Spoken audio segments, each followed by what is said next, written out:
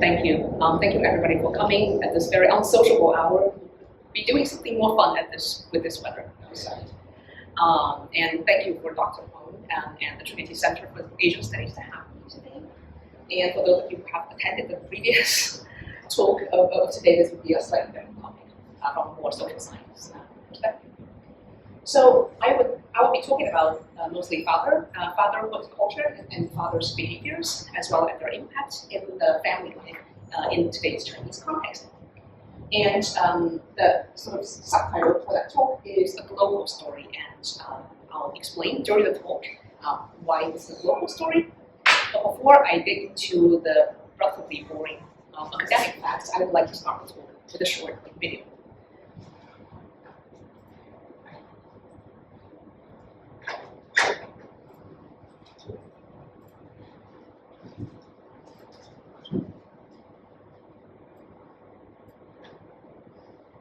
So this video is for 3 minutes.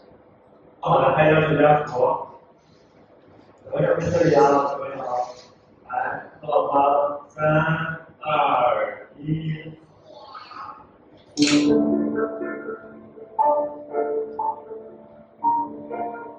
What my father did. 还没有醒，有没有冲奶粉啊？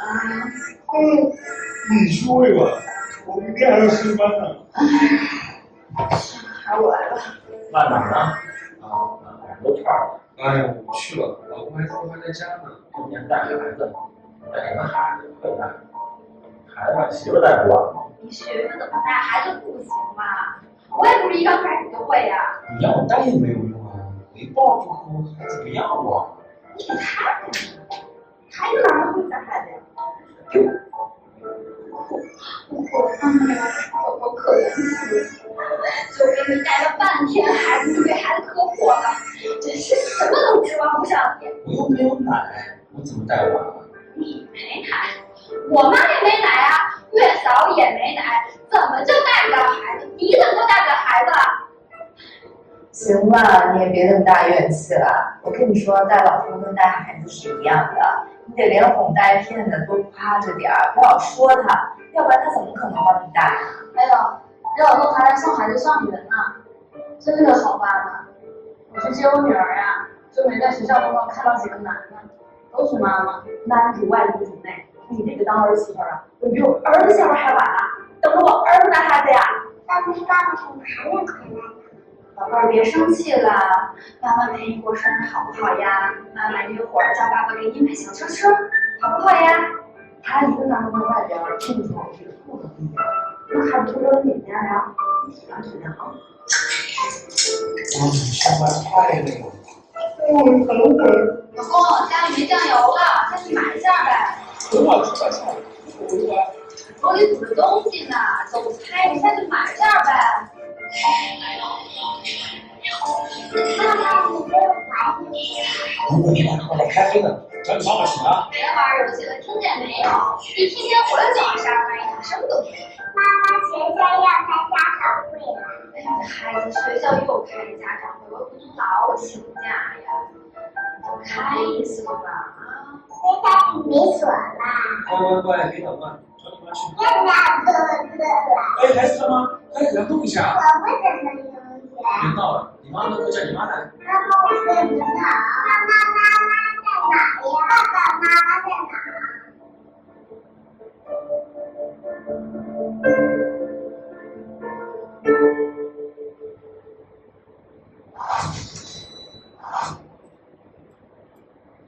好的，还有大家好。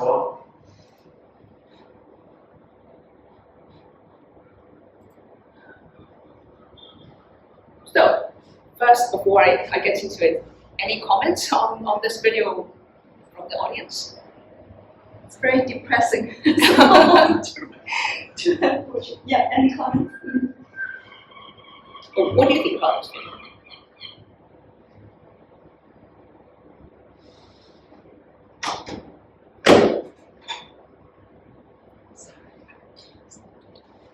Welcome. So this video, now already taken down from the internet by censorship, It came out in about 2019. And it was created by some advocates of gender equality, trying to point out something that has been attracting attention on the Chinese internet for a while. A phrase that's called the widow parent, 丧偶式育儿. This phrase actually originally was coined, partially come from one of the Taiwanese authors called Chen Li, back from 2008. It didn't attract too much attention in Taiwan per se, but it got really popular in mainland Chinese online discussions, especially since 2016. And this phrase was trying to describe situations in which fathers and mothers in many Chinese families today, both urban and rural, although they're legally married and still living together for most of the part, and the father does do most of the co-breadwinning, however, they are really little involved in the childcare or the family life whatsoever. There are also in the online discourse similar expressions like the invisible father, the shadow parent, so on and so forth, describing this kind of situation of extremely low father involvement. This kind of pattern, a behavioral pattern, of course, is embedded in the broader social context in today's China, as characterized by a workplace culture colored by the socialist ethics that encourage people to devote themselves to the public life, not the private sphere, as well as neoliberal demands that create extremely long work hours that keep people at the workplace instead of giving them space to be with their families. This was exacerbated by minimal policy efforts or infrastructural support to support men's involvement in family life, such as no national level paternity leave, and the really little enforced provincial offering of paternity leave that is just a few days. So the maximum length of paternity leave offered on the provincial level would be 30 days. But most of the provinces have between 10 and 15 days. The most important thing is that there is no organization whatsoever to enforce these leave. The fathers, due to infrastructure limitation in the medical facilities, are also oftentimes excluded from prenatal involvement. That is to say, whereas in the more developed country context, it is quite often that when women are pregnant and doing prenatal tests, some of the earliest possibility for fathers to be involved in family life would be to accompany their pregnant wives to do prenatal checkups. In most of Chinese public hospital, however, the facility has restrained that it is almost impossible for males to enter the gynecologist sector, and thereby they're excluded from seeing their baby for the first time when they're still in the womb. Of course, there's also structural economic forces such as the urban-rural differences, regional differences in economic advancement, as well as large-scale domestic migration, which have led to long-term parent-child separation, even in families where parents are staying together legally.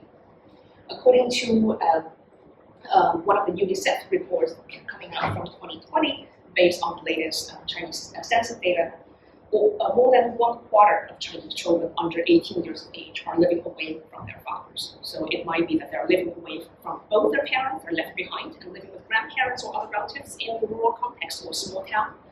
Or they could be living with only their mothers, with their fathers working in a different place and seeing them only around the time of Chinese New Year.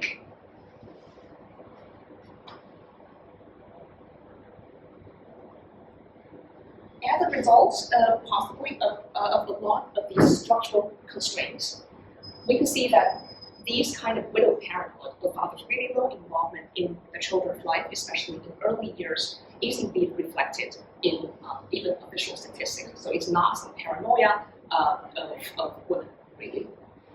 If we look at, for instance, the men's time spent on unpaid care work that are data collected by the Chinese National Bureau of Statistics in the National Residence Time Use in both 2008 as well as 2017, we can see that over time, men's involvement in unpaid care among men who are living with under 6-year-old children has increased a little bit from 41 minutes per day to 55 minutes per day. At the same time, however, if you compare that with women's time involvement on the same kind of task, you will see that women are at the beginning already spending more than double the time than men on the same task, and this gender gap is actually enlarging and of clothing. So although men absolutely compared with like over this 10-year time frame are spending a little bit more time, the gender gap is actually enlarged rather than closed. And this kind of pattern was also reflected in different kind of large data sets which are collected in recent years, such as the survey done by the old China's Women's Federation, Trinity, which conducts a survey every 10 years on the status of women. According to their most recent survey released in 2020, in more than 3/4 of families with minors, so children under 18 years of age, mothers are the ones primarily responsible for baby care. So it doesn't even come anywhere closer to 50%. Another interesting thing to notice is that whereas some would argue that father and mother might have a time segregation in that the mothers are more involved in children's early care and the father would catch up when the children are later, which is one thing that I also hear repeatedly from my research participant. I'm going to do it when my kid enter primary school. I'm going to do it when my kid enters secondary school because that's when the school kicks in and they identify themselves as educators. However, if we look more precisely at who does what and look at the more sort of traditionally feminine and masculine tasks, that is caregiving and education, education/discipline in the Chinese context, we could see that fathers fall short even in traditionally masculine domains, such as education, like sitting their children down to do homework, overseeing their study, disciplining their behavior, giving them moral teaching, picking up, because that involves like vehicle use of the family and so on and so forth. They're still falling short on even these kind of tasks that are supposed to be men's tasks. And this pattern has also been observed not just in mainland China, of course, but across major Chinese societies, including Taiwan and Hong Kong.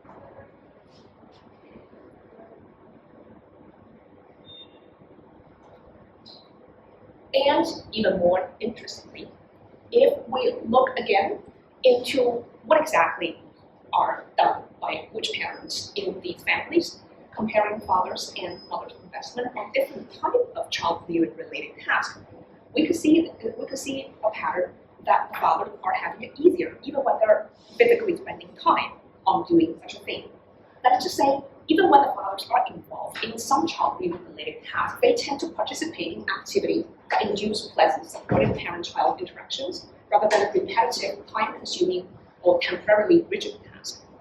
We could imagine a different kind of child-rearing related task, right? Cooking, for example, is one of them, and playing with a child and taking them to the theme park is another kind of them. Although they are both quite time-consuming, I have to say, and physically probably demanding, the first task requires you to be at a certain place at a certain time, according to someone else's schedule of having hunters.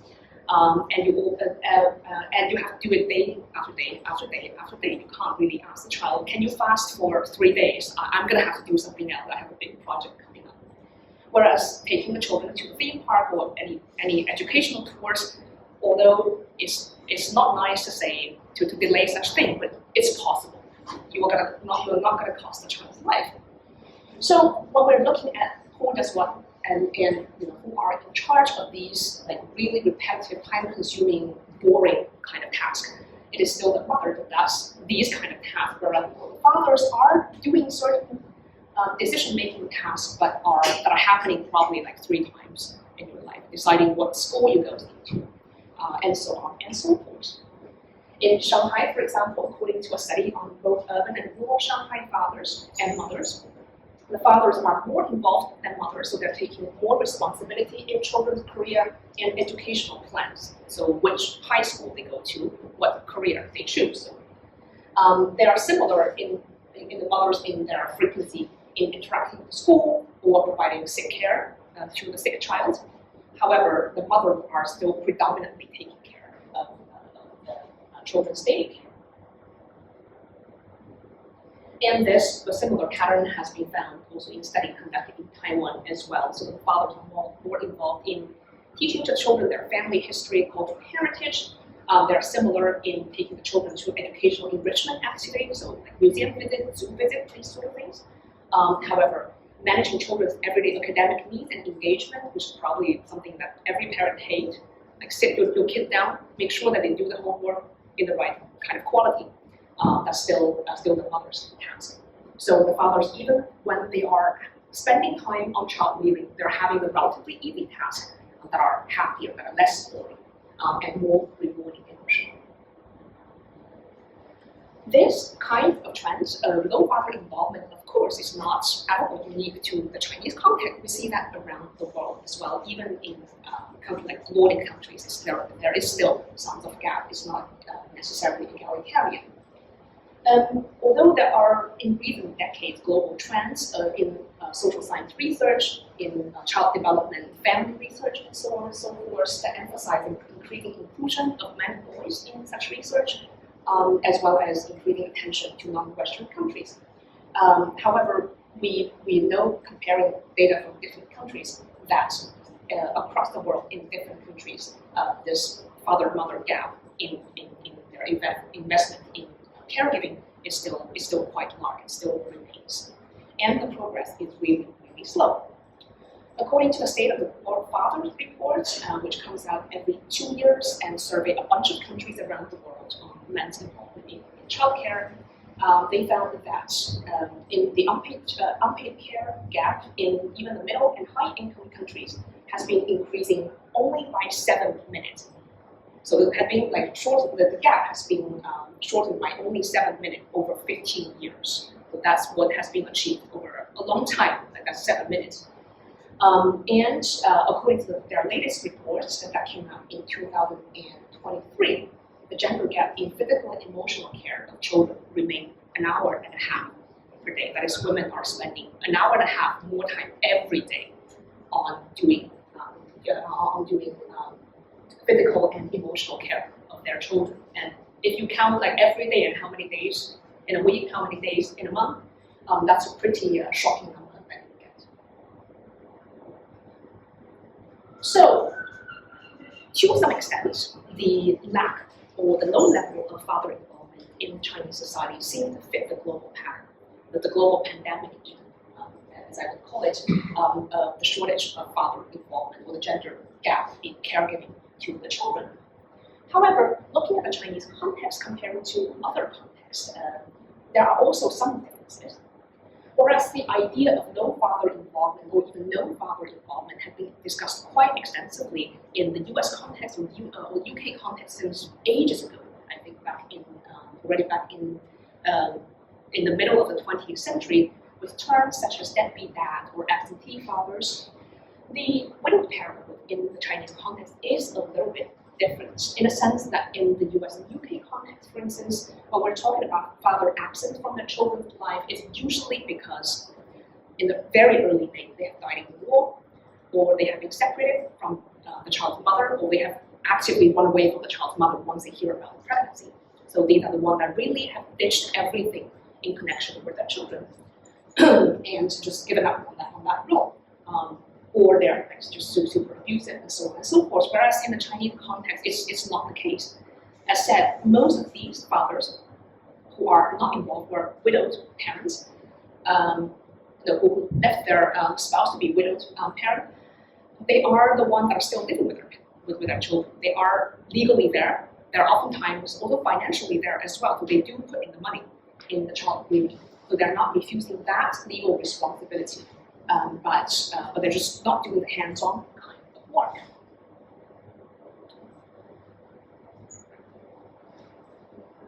And this pattern is, I would find it quite interesting because it goes in contrast with several other things in the Chinese society.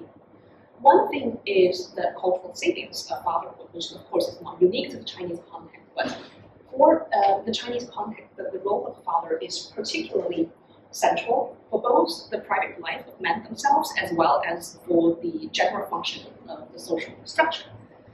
As many of you probably are familiar, the father is a central figure about both within and beyond the private domain. That is to say, if we think about the Confucian structure of interpersonal hierarchy, a lot of other kind of interpersonal hierarchy, like emperor and minister, they are mapped on, or they're using the metaphor of the father-child relationship. So that can be seen as a prototype or the archetype of social order. And still today, for most of the Chinese men, childbearing is a universal demand that everyone needs to do. So that is of course also associated to other social phenomena like human trafficking of women. But that also pointed to such a cultural mandate that for men, being a father, at least a biological one, is quite important. So how come that this thing is culturally so valued, but you are not doing it? It just doesn't square too close to each other. The other thing that does not square very well with each other is that on one hand, the national statistic or the general large social survey reveals such a lack or low level of father involvement. But at the same time, when you look into particular kind of families, especially urban middle-class families, you also see very strong signs of changing culture of fatherhood. Instead of following the traditional demand to be a father that highlight his superiority over the children, his authority, as well as his gender hierarchy over his female spouses, and doing that by reserving their emotion, demonstrating their mastery of their affection and their love. Today's Chinese fathers, especially in the urban middle context, they are also changing in their behavior, although they're not much physically involved in childcare in the early days. One of the things that I did in my doctoral research was to go to 133 urban and rural families in Nanjing, in southeast China, to go into school-age children's families and to talk to fathers and mothers and children in these families, asking them about situation of father involvement in these families, asking them about the parenting practices in these families, and in particular with a focus on how the fathers in these families are expressing their love and concern to their children. Because the typical psychological literature was saying for a long time that Chinese fathers are not expressing themselves. And to my great surprise, when I go into these families and ask the fathers and children to do structured play together, so these are the typical thing that psychologists do, that we ask the participant to do some structured activity and we observe their behavior. We video record them and we watch where they put different parts, what are their facial expressions, what they say during these sessions. So I went into these families and asked father and children in these families to do two games. One game is competitive and the other game is cooperative. So I filmed them and then later watched how they behave in these videos. And what we found is that in these sessions, most of the fathers are behaving by a psychologist standards in a really more positive, supportive ways. That is to say, although the task is quite difficult and quite strange to most participants, they are patiently dealing with their children. They are giving a lot of smiles and laughters. There is a lot of encouragement and there's a lot of discussion with their children. So instead of saying that you have to do this, you have to follow my order. There are discussions asking the children, what do you want to do? What do you want to do here? Where do you want to go, especially in the cooperative ones? And even the competitive games are filled oftentimes with laughter. So when they're behaving together, they're behaving in a really nice way that is very different from the sort of traditional cultural expectation. And more interestingly, when I interviewed these participants, so in all of these families, I talked to fathers and mothers and children individually. So they're not influenced by the presence of the other.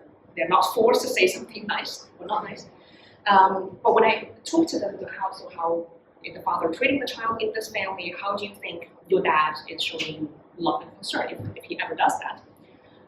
Most of the participants, they can give a lot of responses, and in particular, the children can give a lot of responses. And again, remember these individual interviews with children where they're assured that I'm not going to tell their parents anything they say. So I've heard like crazy stuff from these kids, but most of them, they will say really nice descriptions of examples of how their fathers are expressing that love and concern to them by helping them with practical matters, helping them with homework, buying them things they like, cooking them their favorite dish without asking, demonstrating it physically, like giving them hugs, allowing them to sleep together, sitting with them on the couch and coupling together when watching TV. But they give a lot of that.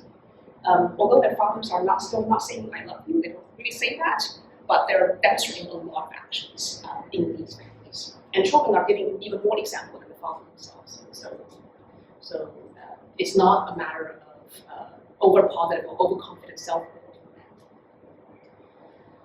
So these kind of research gives us a really mixed kind of picture, in a sense that on the one hand, you see these kind of change that are, again, not really unique to China. You also observe it in Western families, in like Korean families, Japanese families, that are becoming more emotionally expressive. They're nicer, they're warmer, they're ditching things from the traditional image. At the same time, you still see the general pattern that are not involved in childcare. So how do these square together? Because in the typical Western literature on fatherhood, and there's sort of changes throughout time, usually people become both highly involved and very warm at the same time. It usually goes hand in hand together. Why is that?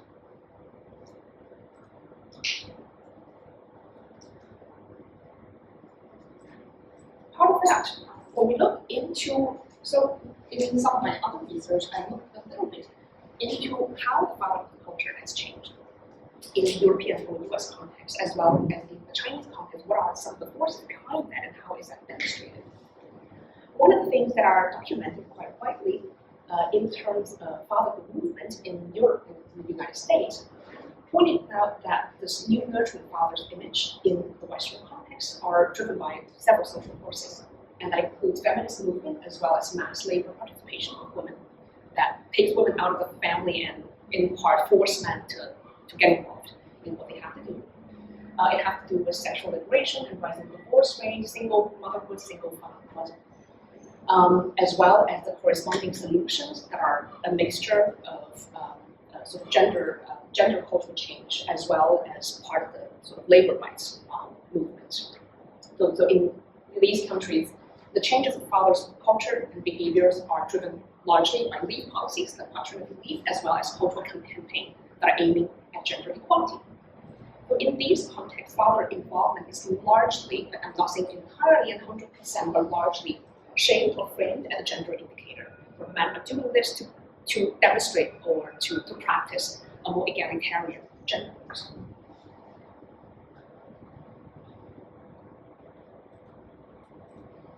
And in the Chinese context, and more broadly in East Asian context, that, as we can see, there are among these urban middle class fathers also very similar movements of greater father nurturance.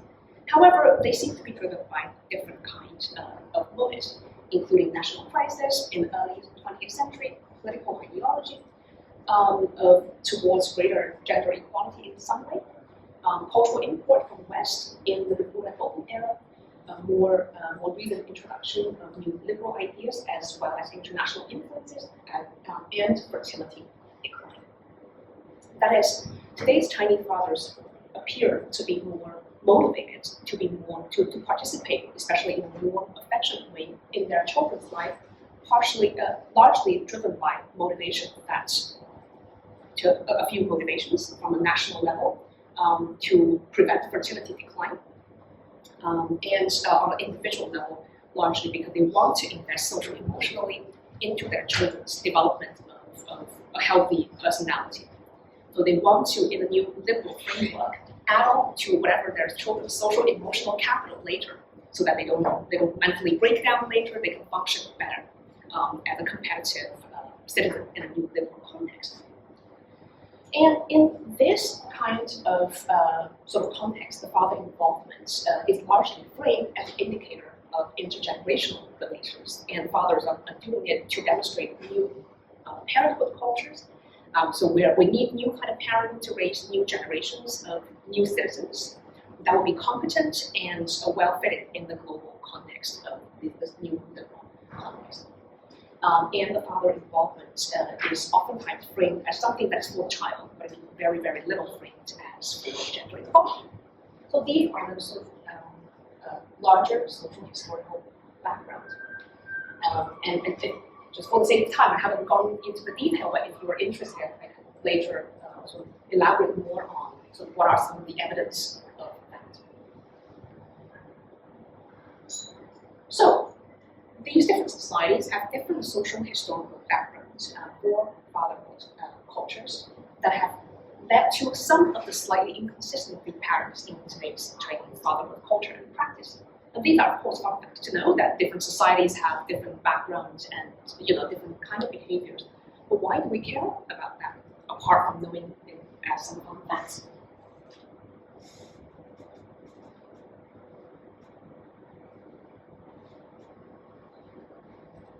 And let me share with you a few of the empirical sort of studies that I have been, that I have had the pleasure of doing in recent years to help explain why that is interesting. About 2 years ago, I started this project on Chinese fathers' transition to first-time parenthood to see what are the experiences of men when they are becoming first-time parents, and what are some of the challenges or obstacles, and what exactly are they thinking in this context. In this study, I used a longitudinal design where I interviewed the parents, so individually, and both husband and wife, when they are 3 months pre-birth and 3 months after birth, 9 months after birth. I used both interviews and surveys.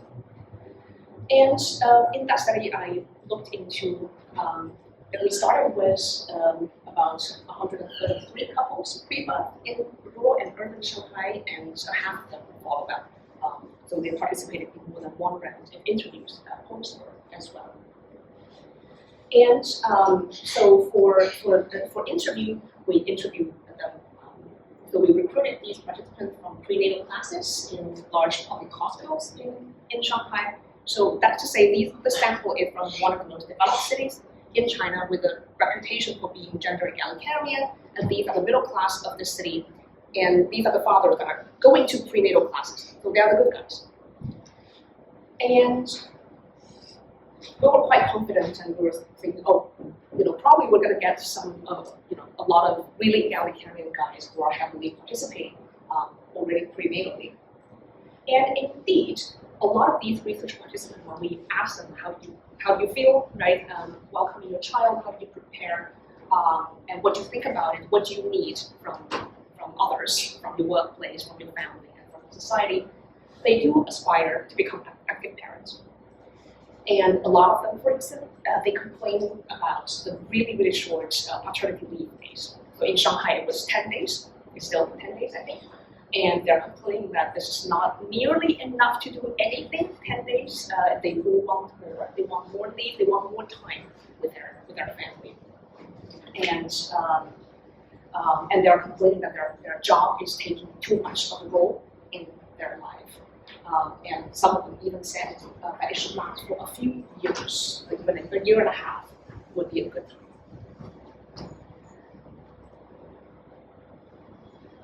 They also describe their ideal father role, what kind of parent they would like to be. And they will be saying things like, good father is one that can be there, can be physically present and involved, is the one that gives guidance to the children about value and life, someone that can let the child grow up healthily and happily. And important to note is that there is also very little sense of competition between the parents.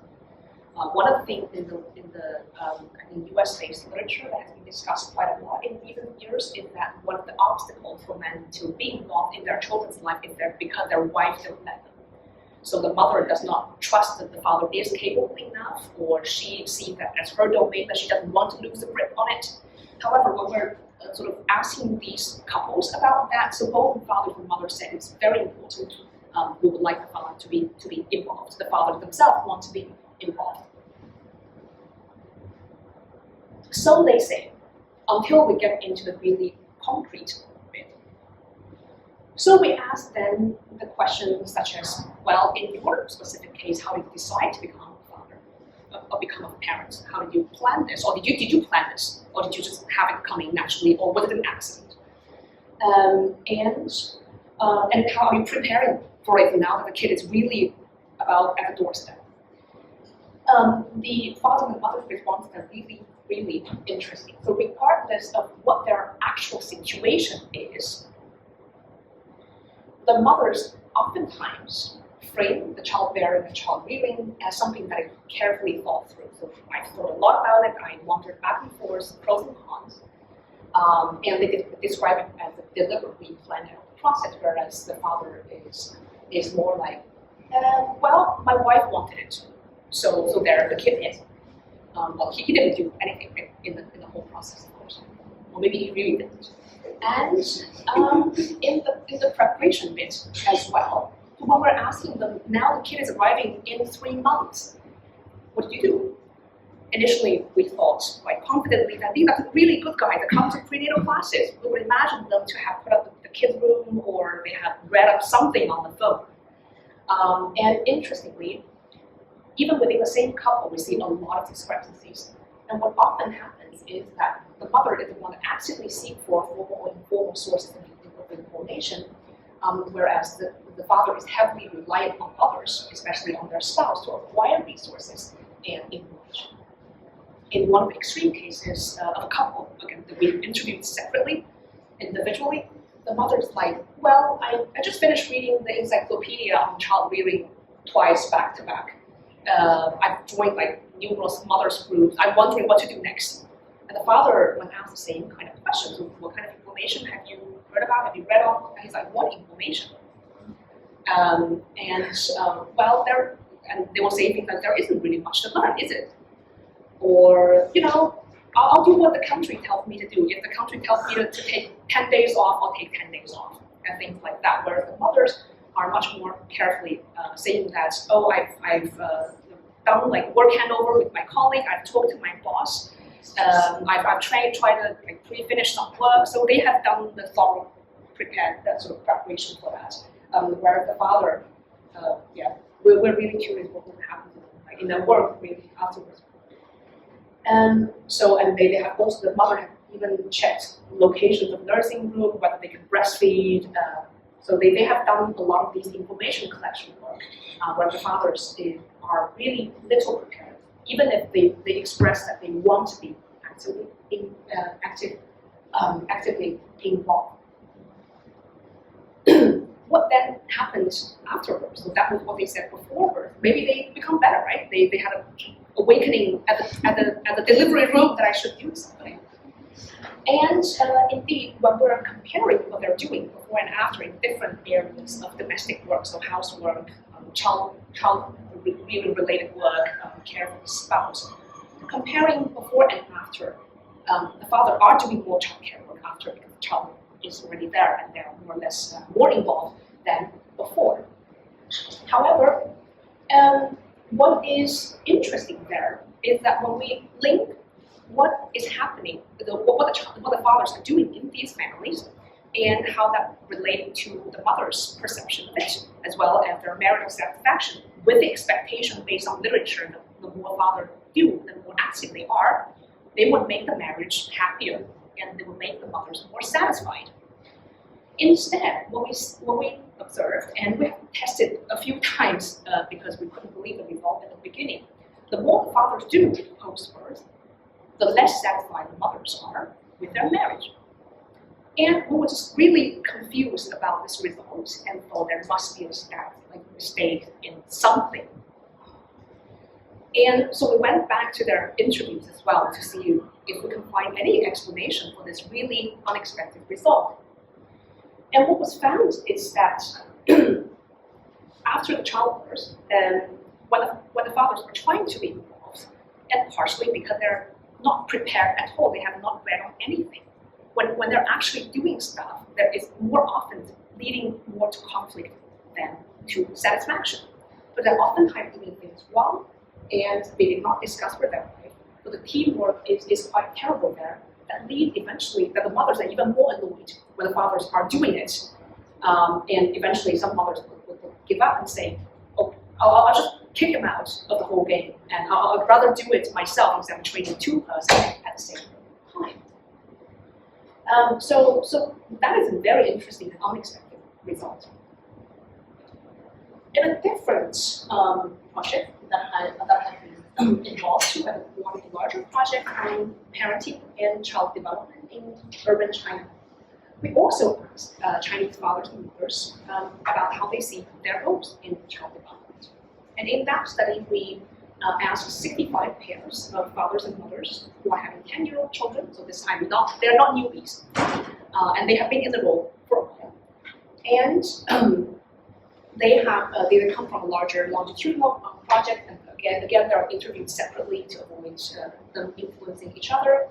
And we asked them about what they think now they're 10 years into the role of the respective impact that a mother can have on the child and a father can have on the child. So we asked them, we started off specifically with the actual sex of their only child. And again, we had some really unexpected results. The one thing about this study and sample per se is that again, it's an urban middle class sample, and these parents are recruited from the really good hospitals, like public hospitals in Nanjing, so they're the well-offs. And when we look into their socioeconomic background, the respective situation of the fathers and mothers individually, in these families, the fathers and mothers, on average, they have exactly the same level of education. There are like individual differences, but in general, it's a pretty like hardware-wise egalitarian families, and in vast majority of these families, both parents work, at least when the children are still young. So we would expect something that is more egalitarian coming from this sample. And again, surprisingly and interestingly, when we asked them this question, we heard from the parents really stereotypical views about the mothers and fathers' influence. We were expecting something that is more simple, really. However, what we hear over and over again from the participants is that they would say the fathers are the one that steer the broad direction of the child development, and the mothers are the one that are doing the nitty-gritty details. They're the one that are doing the trivial task. So, okay, what exactly does it mean? Is it some sort of different but equal kind of role division in the family? We then looked at the responses to how the fathers and the mothers can influence child development. And one of the overwhelming patterns in this finding is that a large proportion of the participants have mentioned spontaneously that we didn't ask them to do an evaluation, we just asked them, what do you think their role is? How do you think father and mother can impact child development? A large proportion of participants, they have spontaneously mentioned the father's positive influence on child development. So they will talk about, oh, a father can have a great influence on the child because they can teach the child to be more liberal, to be more risk-taking, take them to exciting, like braver things that the mother would not take the child to do. And they have also given all kind of examples that they can think of, all these kind of masculine stuff that the father can teach the child, which they think is good. And this is particularly true for families with sons. But it also happens for families with daughters. At the same time, however, this kind of response is coupled by narratives of how they think the mother can negatively relate to child development. So again, from families, and especially families of sons, but also families with daughters, you will see people saying repeatedly that it is not good for the child to have too much time with the mother. And it's not because that makes the mother super tired and lose patience, but that would be because the mother is a woman and she lacks masculinity, and she has a backward view of the world, and she will teach the wrong thing to the kid, basically. So we hear this over and over again from a large number of families. We hear this in particular even more from the mothers than from the fathers, surprisingly. For example, here are some quotes. One of the mothers with a girl said that she and the mother tend to take care too much and let go too little, and that's why she thinks her daughter has become cautious, too afraid. She had missed opportunity because she had that wrong kind of personality due to the mother depriving her of chances to try out new things. And another mother of a boy said that she thinks it's very bad that she had done a lot of things for her son, because in that logic she thinks that she's being too capable, and she has created this image in her son's mind that mommy is very capable, and this has made the boy not confident in himself. Very interesting kind of logic that she is expressing.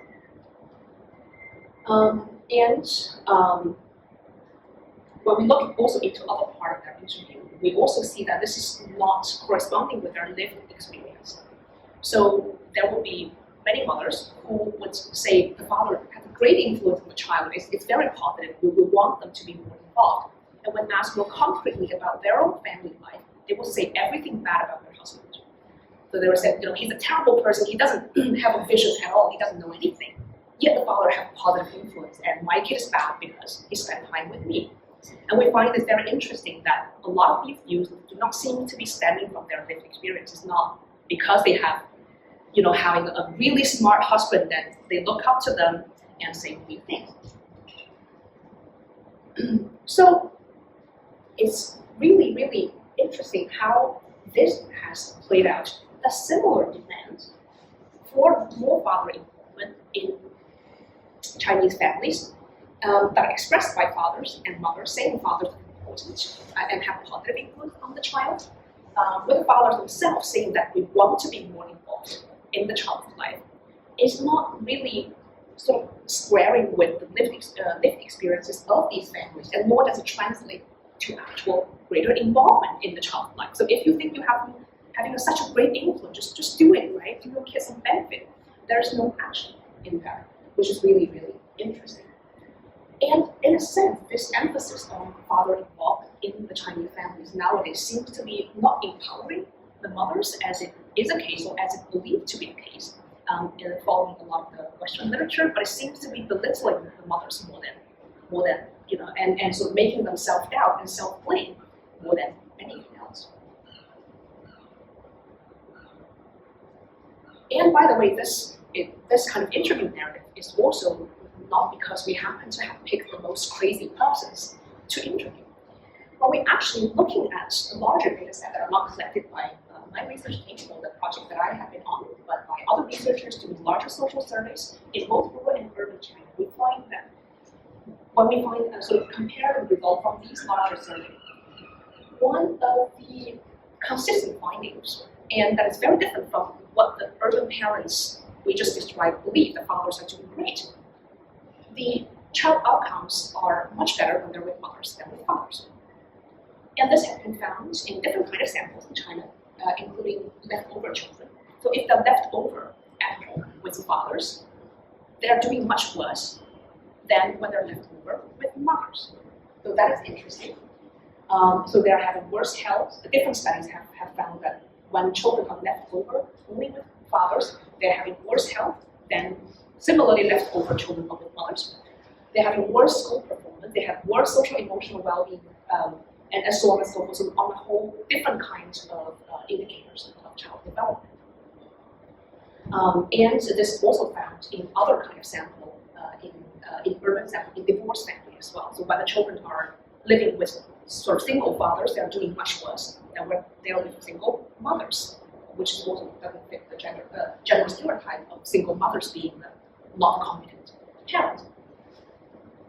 And some of the existing studies in recent years have looked into possible reason for that, and some of the studies have found, for instance, that when they look into parent-child communication and relations, one of the things that was found is that when the fathers are going away to work, when the children are left behind with the mothers would do their due diligence to compensate for that. So they would think, the mother would think, poor kid, they're left over with me. I'm going to have to play the dual role with both the mother and father. I'm going to give the child extra attention just to compensate because they're missing a parent at home. Whereas the left behind father, they would not do such thing. And you're comparing the quality of parent-child interaction, you see that the poor quality of parent or father-child interaction in these families are explaining a lot of these results. So the fathers are not necessarily doing a good job, as many people imagine that they would do. So to very quickly summarize this very messy collection of empirical studies that I just mentioned, the interesting pattern is that the Chinese fathers' low caregiving involvement seem to be really similar to what is happening in a lot of countries. So they're little involved. Progress is really, really slow. But there is not no progress, but it's really, really slow. These different country contexts, they have very different social economic background or social historical backgrounds behind this seemingly similar pattern of very slow progress, but still lacking a lack of father involvement. And in particular, in the Chinese context, the call for greater father involvement, although that sounds similar, is driven by a stronger emphasis on the father's possible investment in the child, especially nowadays in their social emotional development, and not out of a similar motive of gender equality. And partially because possibly related to these different social historical underpinnings, the consequence is that there are more calls for father involvement, but that doesn't solve any of the gender equality issues in the family. And also, we now know a little bit that it's not also contributing positively to child development. When fathers want to be involved, when their spouses believe that they should be involved, but for a different set of reasons that eventually lead to more marital discord after childbirth, that lead the mother to blame and question themselves in their contribution in child rearing. But that doesn't eventually lead to positive outcomes in childbirth. So that is all that I have to say, and thank you very much for listening.